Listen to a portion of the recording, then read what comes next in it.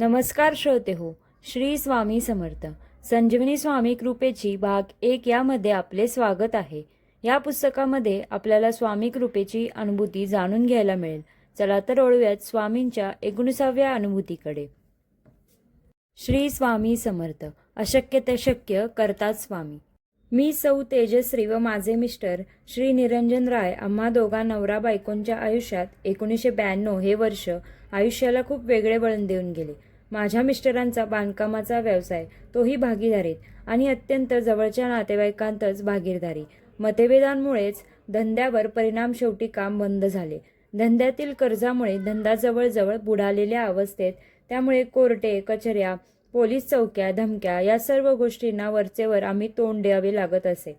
देवावर पूर्ण विश्वास होता, परंतु एक ठराविक मार्ग लागतो व सद्गुरू लागतात. हा मार्ग दाखवणारे श्री गोडबोले यांनी लोणावळ्याचे परमपूज्य ती श्री नाना परांजपे यांच्याकडे जाण्याचा सल्ला दिला.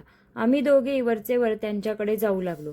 हा मार्ग नक्की झाल्यावरच सद्गुरू श्री स्वामींच्या इच्छेनेच श्री भाटे यांच्याकडून स्वामी मूर्तिरूपाने माझ्या ती सौ काकू सौ नलिनी पटवर्धन यांच्या हस्ते आमच्या घरी आले आणि खरोखरच जीवनात आमूलाग्र बदल होत गेला. कोणतीही अडचण आली की आम्ही फक्त त्यांनाच सांगतो, पुढचा मार्ग तेच आपोआप दाखवतात.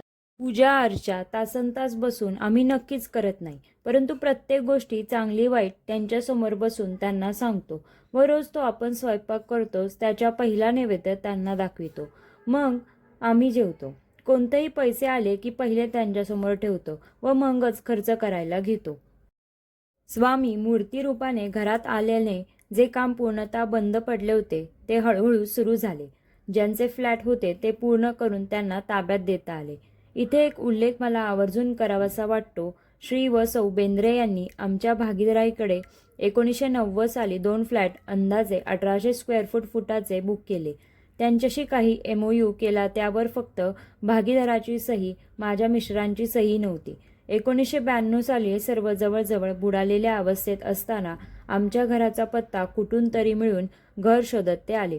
मी व माझे मिस्टर दोघेही घरात नव्हतो, पण स्वामी होतेच आणि माझे सासू सासरे होते व सासरे गुरुचरित्राचे पारायण करत होते. त्यांचा प्रसाद त्यांना दिला व त्यांनी एकच ठरवले की ज्या घरात स्वामी आहेत व गुरुचरित्रासारखे पारायण चालते ती माणसे नक्कीच फसवणार नाहीत व आपण त्यांच्यावर विश्वास ठेवायचा. आपले फ्लॅट आपल्याला नक्कीच मिळतील. त्याप्रमाणे कोणीतरी कोर्ट केस न करता विश्वासाने ते थांबले. फक्त पुण्यातच आल्यावर आम्हाला भेटायचे व आम्ही खरी वस्तुस्थिती त्यांना सांगायचो. असे करताना स्वामींनी आमची खूप परीक्षा पाहिली, परंतु त्यांच्यावरची श्रद्धा व स्वतःवरचा विश्वास कुठेही कमी होऊ दिला नाही.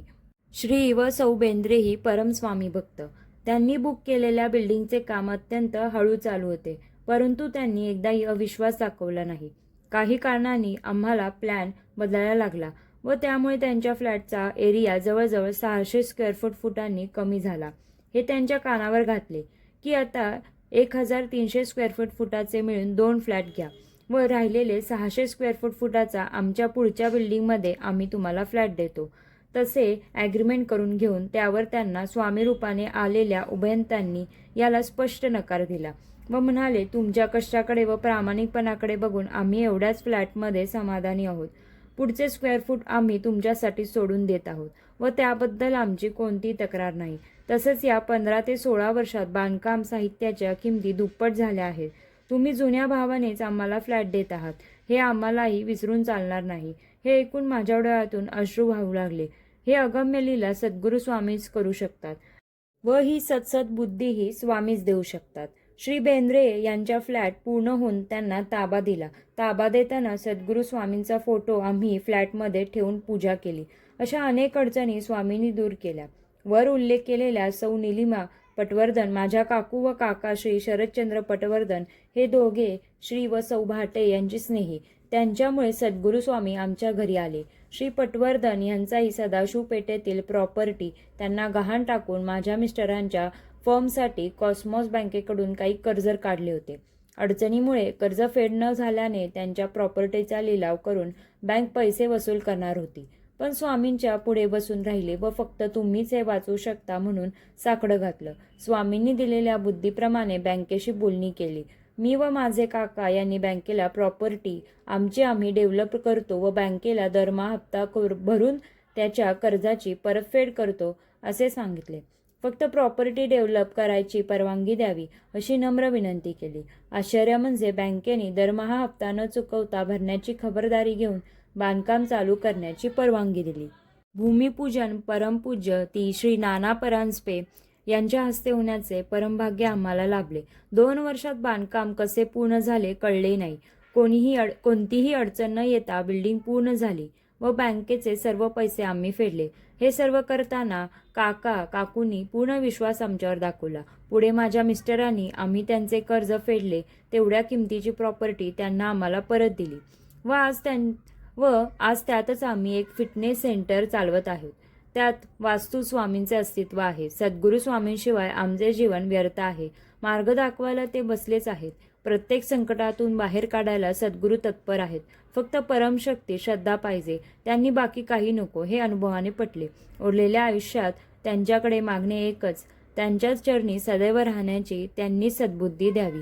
श्री स्वामी समर्थ. श्रोते हो, आजच्या अनुभूतीनुसार संकटात स्वामी पाठीशी उभेच असतात.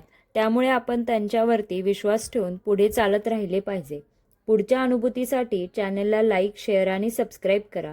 भेटूयात पुढच्या अनुभूतीमध्ये. दिगंबरा दिगंबरा श्रीपाद वल्लभ दिगंबरा.